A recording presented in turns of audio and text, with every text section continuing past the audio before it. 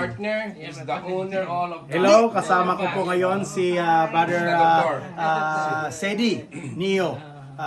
Isa po sa pinakamataas na posisyon sa Agar Care Philippines at kasama ko rin dito ang presidente ng Agar Care Philippines at si kapatid nating si Muhammad Arifin na Malaysia, na partner natin dito sa bansang Malaysia. Ito po ang distillation facility ng Agar Care Philippines. Yung drying facility. Yung kabila ay ang drying facility.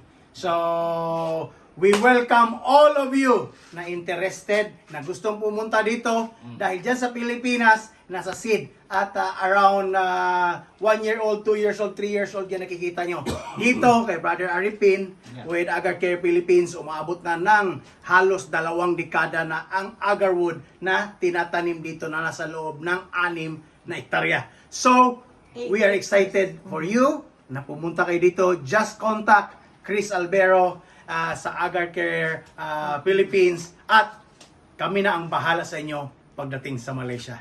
So, mabuhay tayong Pilipino dahil meron tayong plantasyon dito mismo sa bansang Malaysia. God bless us all. God bless Philippines.